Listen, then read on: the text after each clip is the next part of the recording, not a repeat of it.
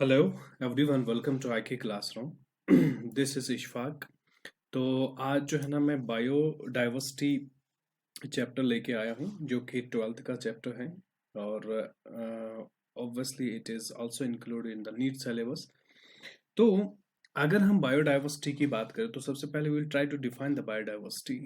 Biodiversity is we can say it simply represents the different varieties of plants and animals in a particular area in a particular ecosystem. ठीक है? This biodiversity term, it was given by Rosen. ठीक है? But this term was popularized by Edward Wilson. Now, you can see biodiversity, that's a variety in the living organisms, and you'll find the biodiversity within the species or between the species, or we can say in the whole ecosystem you'll find the diversity. So likewise we have different types of the biodiversity. Like, suppose we have genetic diversity, we have species diversity, we have ecological diversity. Now this genetic diversity, it's also represented by alpha, species diversity is represented by beta, and ecological diversity we represent it by gamma. Now अगर हम सबसे पहले जो है genetic diversity की बात करें, ठीक है? तो जेनेटिक डाइवर्सिटी, जिसको मैंने पहले कहा, हम अल्फा से रिप्रेजेंट करेंगे। तो दैट मीन्स यहाँ पे जो डाइवर्सिटी है that is because of, so here diversity is because of difference in gene expression.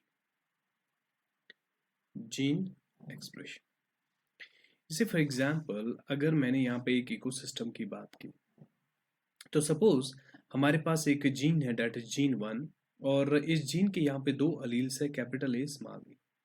On the other hand दूसरा इकोसिस्टम है मेरे पास जिसमें इस जीन 1 के जो है ना चार अलील्स प्रेजेंट है, that is capital A small A prime, A double prime. ठीक है? तो कहने का मतलब ये है कि इस इकोसिस्टम में इस जीन के मल्टीपल अलील्स प्रेजेंट है, सो दैट मीन्स इसका एक्सप्रेशन भी वहां पे ज्यादा होगा। ठीक है ना? As compare to first ecosystem, so that means this difference in gene expression will obviously be responsible for the diversity. ठीक है? Like in India, if we talk about in India we have the 1,000 varieties of the mango, and almost 50,000 varieties of rice. So these different varieties, this huge diversity, this huge variety is because of the difference in the gene expression.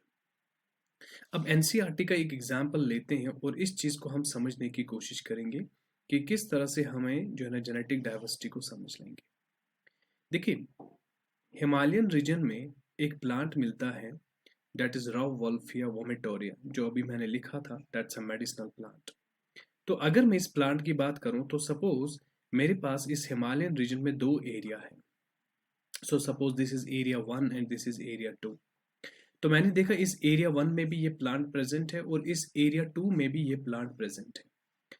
और जो area 1 में plant present है, देखिए ये जो Rauwolfia vomitoria plant है, now this Rauwolfia vomitoria एक medicinal plant है जिससे एक alkaloid, so an alkaloid is released, जिस अल्कलॉइड का नाम है रिसरपाइन। ठीक है? इस रिसरपाइन के बहुत सारे फंक्शंस हैं। It is used to treat the hypertension, it's used to treat the snake bite, और we can say cholera. So this reserpine, it's an alkaloid and it's produced from this medicinal plant. Now area 1 में जो plant हमें मिला, यहाँ से भी हमने रिसरपाइन obtain किया। एरिया 2 में जो ये प्लांट है इससे भी हमने रिसरपाइन ऑब्टेन किया। लेकिन लेटर ऑन हमने देखा कि जो पहला रिसरपाइन है that is more potent then the second. ठीक है ना? देखिए सेम अल्कलॉइड है और सेम प्लांट से आ रहा है, लेकिन पोटेंसी में डिफरेंस है यहाँ पे। यानी पहले प्लांट से, पहले एरिया में जो प्लांट है उससे जो रिसरपाइन हमें मिला वो ज्यादा पोटेंट है, that's very strong in action as compare to the reserpine that's obtained from the same plant but in different area. So we can say basically in this area, in this plant, ठीक है ना, the gene expression is more for reserpine as compared to the second one. ठीक है? So यहाँ से हमें idea मिलता है, so we can say कि this is basically due to the genetic diversity. तो देखिए रिसरपाइन का फंक्शन जो है, it's used to treat hypertension, snake bite and cholera. ठीक है, this is one of the example that's mentioned in the NCERT. Now coming to the second diversity, or we can say second type of the diversity, that is beta diversity, or we call it as species diversity। ठीक है, देखिए species diversity जब हम इसको discuss करेंगे, so it wholly and solely depends upon the number of species present in a particular ecosystem. Say for example NCERT ने इसको इस तरह से मेंशन किया है कि we have two areas, one is the western Ghat and the second area that is the eastern Ghat. ठीक है, तो क्लियर से मेंशन है कि वेस्टर्न घाट में एम्फीबियन जो है ना वो बहुत ज्यादा मिलेंगे आपको, और जो ईस्टर्न घाट है वहां पे एम्फीबियंस का जो है ना नंबर कम मिलेगा। सो सिंपल सी बात है कि यहाँ पे जो ये एरिया है western Ghat, this western Ghat has more diversity. तो यहाँ पे डाइवर्सिटी ज्यादा देखने को मिल रही है आपको। Now this is the species diversity in terms of the number. लेकिन यहाँ पे मैंने दो टर्म्स मेंशन किए हैं which are associated with this species diversity. One is species richness and second is species evenness. So let's discuss कि इनको हम कैसे अंडरस्टैंड करें। जैसे फॉर एग्जांपल मैंने एक हैबिटेट लिया 1, दूसरा हैबिटेट 2, और सपोज हैबिटेट 1 में जो है ना 3 तरह की स्पीशीज है A, B, C, और जो हैबिटेट 2 है यहाँ पे भी 3 तरह की स्पीशीज है, that is D, E and F, D, E and F, और यहाँ पे और एक स्पीशीज है G। तो अगर आप हैबिटेट 1 और हैबिटेट 2 को कंपेयर कर रहे हो तो सिंपल सी बात है कि यहाँ पे हैबिटेट 2 में जो है ना देयर इज मोर डाइवर्सिटी। अब उसका रीजन ये है कि यहाँ पे मोर नंबर ऑफ स्पीशीज है, मोर नंबर ऑफ स्पीशीज, और आप इसको ऐसे बोल सकते हो कि यहाँ पे बेसिकली स्पीशीज रिचनेस है। So in habitat 2 there is species richness और there are more number of species, so we can say there is more diversity. ठीक है, now coming to the second point that is evenness. ठीक है, तो देखो evenness को understand करने के लिए again will take two habitats, that's habitat 1 and habitat 2। Now see in habitat 1 we have 3 species A, B and C। A के भी 10 individuals है और B के भी 10 है और C के भी 10 है, right? In habitat 2 we have 3 species D, E and F। D के जो है 16 है, E के जो है 8 है और F के जो है ना 6 है। तो अगर आप यहाँ पे देख रहे हो कि नंबर ऑफ स्पीशीज जो है ना यहाँ पे इक्वल मिल रहा है, लेकिन यहाँ पे हैबिटेट 1 में हर किसी स्पीशीज के इंडिविजुअल जो है ना वो इक्वल मिल रहे हैं, लेकिन on the other hand habitat 2 में हर किसी स्पीशीज में यूनिफॉर्मिटी नहीं है, किसी में ज्यादा इंडिविजुअल्स है, किसी में बहुत कम है। सो दैट मीन्स यहाँ पे देखा जाए तो हैबिटेट 1 जो है ना that will show more diversity. बेटा यहाँ पे उसका रीजन ये बनेगा कि हैबिटेट 1 जो है ना इसमें स्पीशीज इवननेस है। So there is a uniformity in the distribution of individuals in different species. So this becomes the reason that habitat 1 is more diversified, or it has more diversity as compared to habitat 2. Okay? So these were the two terms that were associated with the species diversity. Now coming to the ecological diversity, so let me explain it with the example. So say for example, we have this ecosystem A. This is ecosystem A. और दूसरा मैंने यहाँ पे area लिया that is ecosystem B, ecosystem B. Listen now in ecosystem A we have suppose the habitat that is the hills, we have here plains, we have here another habitat that is water body। ठीक है, on the other hand ecosystem B में सिर्फ और सिर्फ हमारे पास planes है। तो कहने का मतलब ये है कि इस इकोसिस्टम ए में आपको यहाँ पे मल्टीपल हैबिटेट्स मिल रहे हैं। So there are multiple habitats, so we can say there is heterogeneous habitat. So this is heterogeneous habitat. लेकिन on the other hand ecosystem B में आपको एक ही तरह का हैबिटेट मिल रहा है, so it is homogeneous habitat.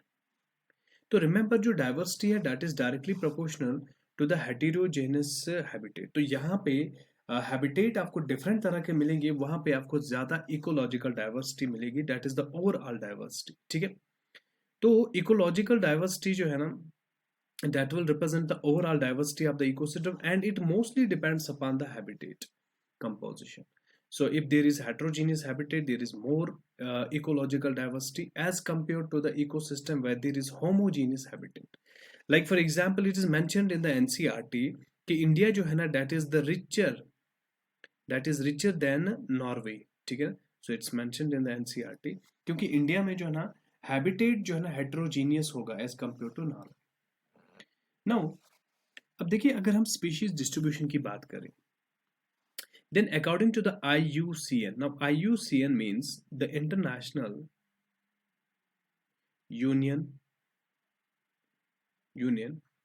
for Conservation of Nature। ठीक है, now according to this IUCN in 2004, तो 2004 में उन्होंने कहा there are 1.5 million species so far known। लेकिन रॉबर्ट मे जो है ना, उन्होंने लॉजिकली बताया कि there should have 17 million species. अब उसका रीजन अपने जो है ना लॉजिक का ये था कि वो बोल रहा था कि अभी बहुत सारे एरियाज ऐसे हैं जहां तक हम पहुंच भी नहीं पाए हैं। ठीक है, सो देयर इज कि बहुत सारे स्पीशीज अभी ऐसे हैं जो अभी डिस्कवर भी नहीं हुए।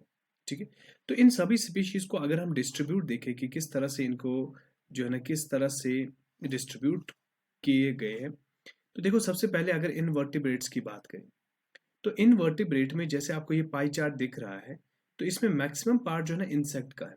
So the insect part is maximum, and remember it is almost 70%। So that means in every 10 animal, the 7 animals are belong to insects। ठीक है, then coming to the second class, that is molluscus, and third is crustacean। याद रखना जो crustacean है वो आपको minimum यहाँ पे मिलेगा।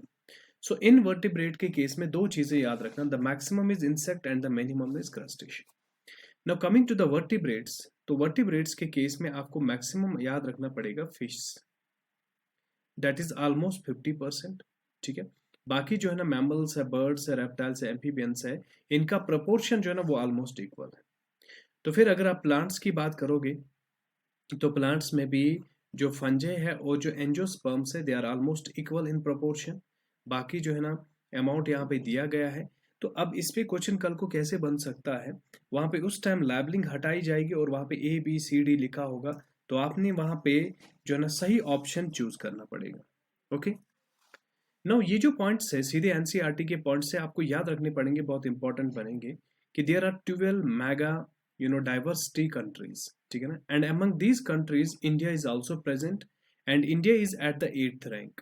अब उसका रीजन ये है कि इंडिया का जो कंट्रीब्यूशन है, लैंड का contribution, that is 2.4% of the total world land, और इसका जो डाइवर्सिटी का कंट्रीब्यूशन है दैट इज 8.1%। ठीक है, so this is the reason that it is at the 8th rank. ठीक है, now coming to the biological patterns, biodiversity patterns, कि बायोडाइवर्सिटी जो है किस तरह से वेरी करेगी on the surface of the earth. ठीक है, तो इसमें हम डिस्कस करेंगे one, that is the latitude gradient. ठीक है, now what does that mean latitude gradient? तो इसके लिए आपको सिंपल से समझना पड़ेगा ग्लोब को। देखिए, ग्लोब में हमें लैटिट्यूड्स और लॉन्गिट्यूड्स मिलते हैं, तो जो बीचों बीच लैटिट्यूड होता है जिस कॉल्ड 0 डिग्री लैटिट्यूड, इसको हम इक्वेटर बोलते हैं। तो अगर आप इक्वेटर से ऊपर जाते हो तो ultimately you will reach to the north pole, जो कि बेसिकली क्या होता है 90 डिग्री नॉर्थ लैटिट्यूड। इसी तरह यहाँ पे आपको मिलेगा 90 डिग्री साउथ लैटिट्यूड, भाई इसको हम बोलते हैं साउथ पोल। तो अगर आप इक्वेटर से नॉर्थ पोल की तरफ जाते हो तो यहाँ पे डाइवर्सिटी जो है ना वो डिक्रीज होगी। इसी तरह अगर आप इक्वेटर से साउथ पोल की तरफ जाओगे तब भी डाइवर्सिटी डिक्रीज होगी। तो सिंपल सा स्टेटमेंट ये है कि if you go from equator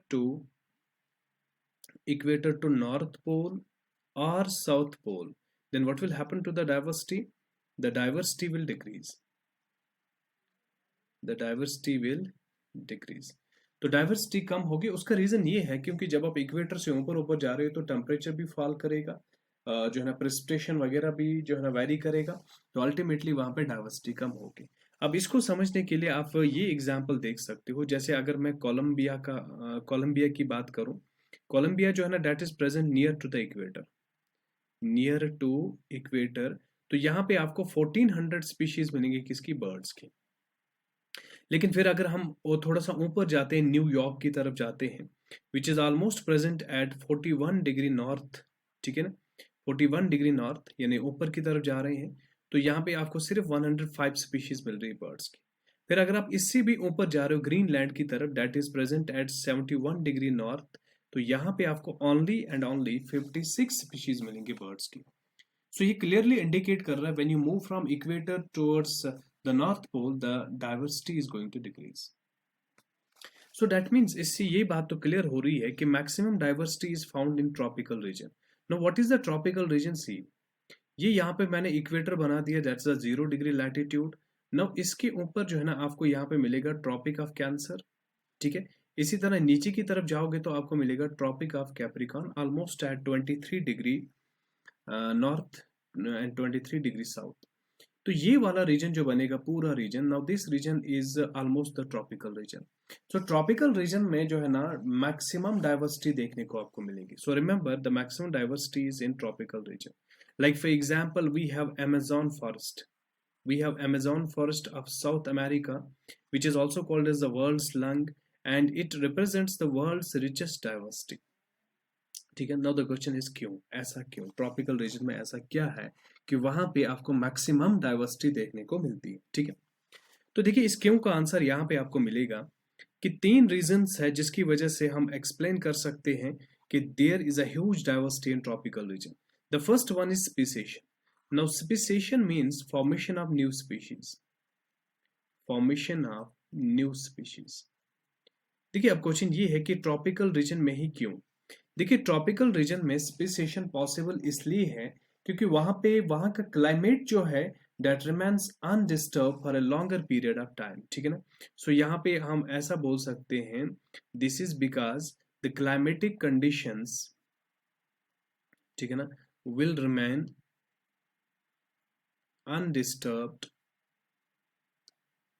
undisturbed for longer period of time, longer period of time. So this is the reason that there is a possibility of speciation, और जब speciation possible है तो obviously diversity ज्यादा होगी क्योंकि number of species increase होगा। तो देखिए दूसरा है tropical environment। tropical environment का मतलब हुआ ये कि it is less seasonable। तो यहाँ का फिर से वही बात है कि जल्दी से चेंज नहीं होगा, it is less seasonable and it is highly predictable। तो यहाँ का सीजन जो है ना that is highly predictable. Now coming to the third and the last reason, that is what we call is the there is high amount of solar energy. देखिए we know किसी भी ecosystem में the ultimate source of the energy is sunlight. So यहाँ पे sunlight बहुत ज्यादा मिलती है और जो है ना हाई अमाउंट में सनलाइट होने की वजह से यहाँ पे फोटोसिंथेसिस ज्यादा होगा, तो प्रोड्यूसर्स बहुत ज्यादा बायोमास जनरेट कर सकते हैं। अल्टीमेटली जो है ना उस पे बहुत सारी organisms जो है ना they can survive and ultimately there is a huge diversity. So these are the 3 reasons which are responsible for the maximum diversity in this tropical region. Now यहाँ पे हम देखेंगे कि दूसरा जो हमारे पास जो है ना बायोलॉजिकल पैटर्न है that is species area relationship. Now इसमें जो है ना अलेक्जेंडर वन हम्बोल्ट जो है ना उन्होंने क्लियर बोला है कि जो स्पीशीज रिचनेस है और स्पीशीज डाइवर्सिटी जो है that is directly proportional to the available area. तो जितना ज्यादा एरिया अवेलेबल होगा उतनी ज्यादा स्पीशीज रिचनेस होगी, उतनी ज्यादा स्पीशीज डाइवर्सिटी होगी, ठीक है। लेकिन उन्होंने कहा ये होगा up to a certain limit, उसके बाद जो है ना इंडिविजुअल्स बढ़ने की वजह से कंपटीशन बढ़ेगा और अल्टीमेटली वहां पे एक कांस्टेंट लेवल अचीव होगा, ठीक है। तो सिंपल सा स्टेटमेंट ये है कि स्पीशीज डाइवर्सिटी जो है that is directly proportional to the available area but up to a certain limit. तो उसने वहां से एक इक्वेशन डिराइव की that is S is equal to C A to the power Z, ठीक है ना। और यहाँ पे S का मतलब जो है दैट इज स्पीशीज रिचनेस, ठीक है। और C का मतलब है यहाँ पे that is Y intercept, this is the Y intercept. और ए से मतलब है यहाँ पे एरिया, और जेड का मतलब है slope of, we call it as slope of regression. ठीक है, देखिए अगर मैं इस स्लोप का, इस इक्वेशन का अगर मैं प्लॉट यहाँ पे ड्रा करूं, ठीक है, यानी अगर हम जो है ना एक ग्राफ प्लॉट करें between S and A, so अगर इस इक्वेशन को लेके that is S is equal to C A to the power Z, तो अगर मैं यहाँ पे एस और ए के बीच में ग्राफ प्लॉट करूं, तो ग्राफ जो है ना वो कुछ इस तरह से आपको देखने को मिलेगा, and this is called as the rectangular hyperbola, rectangular hyperbola. तो सिंपल सी बात यहाँ पे ये है कि इस ग्राफ से इंडिकेट हो रहा है कि इनिशियली अगर आप एरिया बढ़ा रहे हो तो स्पीशीज रिचनेस भी बढ़ रही है, स्पीशीज डाइवर्सिटी भी बढ़ रही है, लेकिन एक लिमिट तक, उसके बाद जो है ये ऑलमोस्ट कांस्टेंट रहेगा। ठीक है, तो ये हमें जो है ना अलेक्जेंडर बाइसाप ने बोला था। नाउ अगर हम अलेक्जेंडर बाइसाप की इस इक्वेशन को थोड़ा सा मॉडिफाई करें, हमारे पास इक्वेशन है S is equal to C A to the power Z. तो अगर मैं इसको लिखूं इन टर्म्स ऑफ लॉग, तो now this is log of S is equal to log of m into n. Now that is log of m plus log of n. ठीक है, तो अगर मैं इसको और मॉडिफाई करूं तो will reach to the final equation log of s is equal to log of c plus, now this is log of m to the power n, that is n log m। अब n की जगह हमारे पास यहाँ पे क्या है, we have z, so we'll write it as z log a। ठीक है, तो अगर हम इसको प्रॉपर शेप दें तो will write log of S is equal to Z log of A plus log of C. तो बच्चा ध्यान दो, मैं आपको याद दिला दूं, स्ट्रेट लाइन की जो इक्वेशन है that is y is equal to M X plus C. यहाँ पे m से मतलब होता है स्लोप और y c से मतलब होता है y इंटरसेप्ट। ठीक है, तो अगर आप इस इक्वेशन को देख रहे हो, यहाँ पे ये y बनेगा, नाउ z की, z जो है ना that's equal to m, this is x and this is c। तो अगर मैं यहाँ पे ग्राफ प्लॉट करूं इस चीज का, ठीक है ना, दैट मीन्स अगर हम यहाँ पे ग्राफ प्लॉट करेंगे between log of s and log of a, तो बेटा जो ग्राफ है वो एक स्ट्रेट लाइन आपको देखने को मिलेगा, और जिसका स्लोप जो है that will be equal to m, और m का यहाँ पे वैल्यू है z। ठीक है, और z जो है ना that is the slope of this graph, और यही स्लोप जो है ना आपको बताएगा कि डाइवर्सिटी ज्यादा होगी कि कम। यहाँ पे स्लोप जो है ना, if this is more steep then there is more diversity, more steep then there is more diversity. So this is in terms of the log. तो अगर हम इन दोनों इक्वेशंस को मिला के देखें तो इस तरह से आपको फाइनल प्लॉट देखने को मिलेगा। Now this is the plot between species richness and the area. अगर आप इसको, इस इक्वेशन को फॉलो करते हो तो ये आपको एक रेक्टेंगुलर हाइपरबोला मिलेगा, लेकिन अगर आप लॉग इक्वेशन को फॉलो कर रहे हो, जो हमने ये वाली इक्वेशन लिखी, तो यहाँ पे अल्टीमेटली आपको एक स्ट्रेट लाइन मिलेगा, और इस स्ट्रेट लाइन का जो स्लोप होगा दैट्स इक्वल टू जेड। ठीक है, so this was all for today. Next lecture में हम जो है ना बाकी टॉपिक्स को कवर करने की कोशिश करेंगे। ठीक है, तो उसके लिए आपको चैनल को सब्सक्राइब करना पड़ेगा, और आपको जो है ना बेल आइकन प्रेस करना, सो डैट आपको जो है ना नोटिफिकेशन मिलता रहे आने वाले वीडियोस का। Thank you.